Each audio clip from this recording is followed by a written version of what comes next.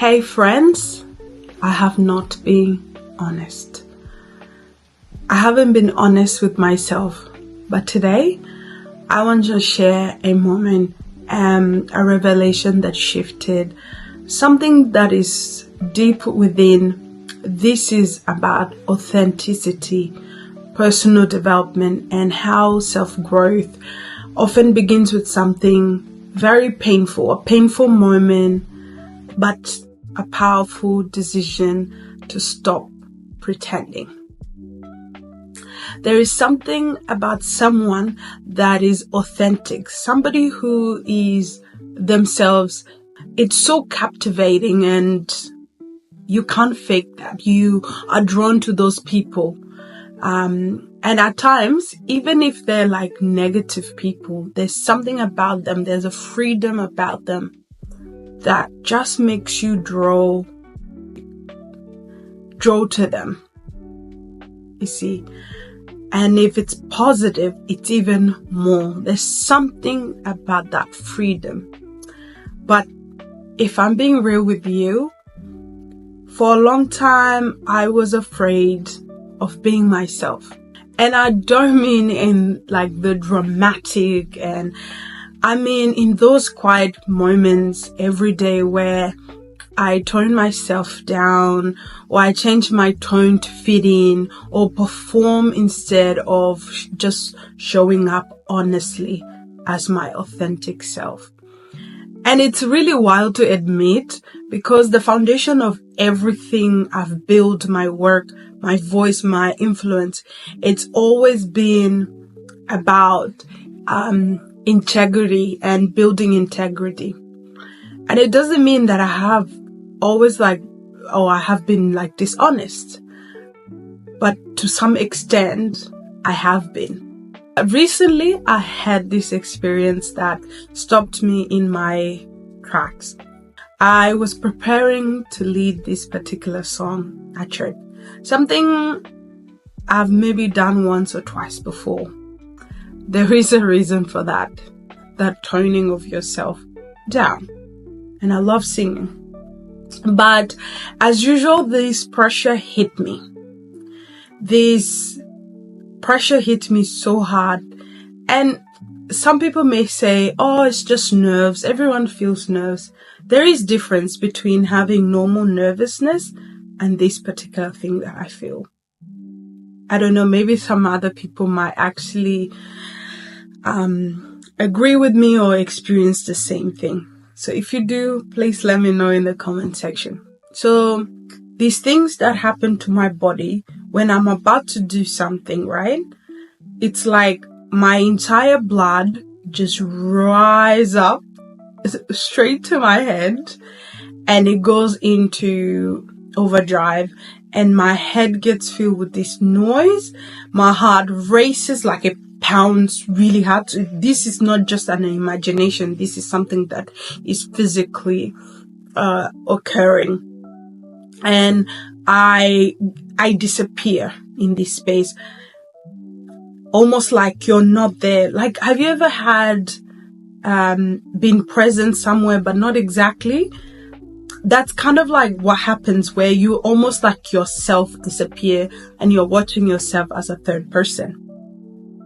And even after I finish, every time, whether I'm doing a speaking engagement or I'm doing something that I have to present, or just anything, even if you come to me and tell me, oh my gosh, that was totally an amazing thing, I'm too busy trying to calm myself down, because my amygdala, so the part of my brain, is still ringing alarm bells, and I can't even receive your compliment in that moment.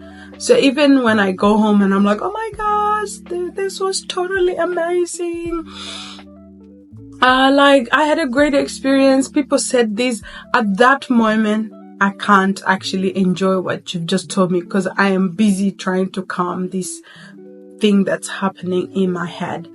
But this time when I was practicing this song, I heard a quiet nudge in my spirit, and the Holy Spirit said, sing from your chest.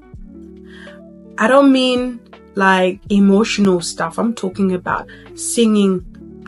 If you understand a little bit about singing, you can sing from your head voice or your chest voice, right?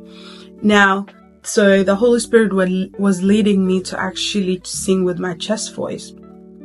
So I did, and I started singing with my chest voice, and almost like I didn't actually have to like push myself. I didn't have to try and figure out what's what. My biggest battle was staying in my chest voice. It was like I woke up, and it wasn't it was no longer like me and then I'm seeing it from a third person perspective. It's almost like I was present. I was there. And every time in my heart this strange detachment happens, it would rise, and then I will push it down, and I will press it back down, and I'll keep singing. And I remember, at that time, a friend of mine had slept, like she was really, really like sleepy. She basically woke up from the sleep and she's like, oh, man, the confidence woke me up. Like literally, and she woke up, she's like, oh my God, that was so amazing. So there's something, and I didn't have to like push it. I didn't have to do much. It was just like, no, I just needed to stay in my chest voice. And that wasn't just like the music. There was a shift in my spirit that happened that I couldn't even like at the time fully understand until I got out of it. I realized something that day. I had been trying to choose my purpose with a performance mindset, and I was pursuing a calling, but I wasn't fully like pursuing it. You know what I mean? Like authentically. And I've known that for a while, like there's something in the back of my mind that needs to shift, right? Because it's that niggling sound. It's that thing that stops you from moving here or tells you that, but you can't actually know why, or you try to figure out, why am I stopping myself? Oh, I'm not doing this, I'm not doing that. It's beyond than just talking about, perfection and all of that. It's beyond than that. And I know that I'm not alone in that. And as many of us are running, after our dreams, ministries, and even missions that we have and our purpose in life, we go and choose and stand in the wrong voice, right? We go up to our head voice. So right now I'm speaking from my chest voice, like I'm speaking from here. But if I speak from my head voice, it's going to sound, oh yeah, like it changes things, right? But that's not my natural tone. That's not my natural voice. My natural voice comes from here, right?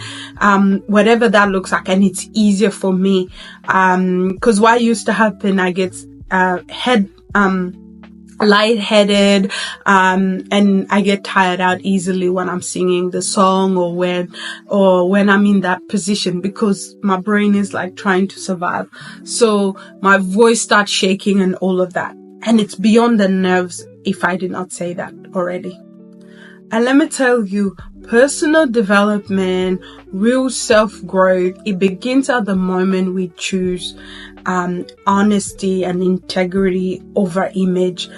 I prayed for this moment for so long, and it came at a very, very simple time in my life. And or it came at a very important point in my life, that to sing from my chest voice, to talk from my chest voice, meaning to be authentic. Now, I don't just like now sing. Now I can focus. I can actually sing from my chest voice. I can speak from my chest voice. And now I don't have to fight with anything. I can actually start looking at how to improve myself rather than here fighting and going back and forth with this thing that happens. And the thing is, like, because when you flow, or when I flow from this presence, right, when I'm present in myself, that I'm able to flourish. And I see that in the parts of my life, even in my personal page, like say Facebook or Instagram and all of that.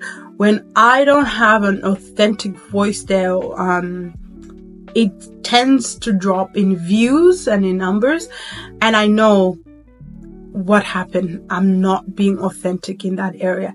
And to be honest, what I want to leave behind is a legacy that is going to outlast algorithm. It's going to outlast trends. It's going to outlast all these things.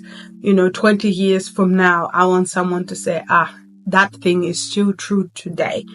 So I want to build my life on that authenticity. And I want to continue to live it fully from that. So here's an encouragement today, and maybe it's even a challenge. So where in your life are you performing? Where have you been wearing your head voice when your chest voice is begging to be heard? Is it at work, in relationship, or in your lead or love? The world does not need a perfect person. It needs an authentic person. And I believe, I promise, with every other part in the areas of my life, it's been proven 101 times that it works. It builds. It's totally amazing. My name is Awit, and if there is something that resonated with you today, please let me know. Comment, like, and share this. And I hope that you find your chest voice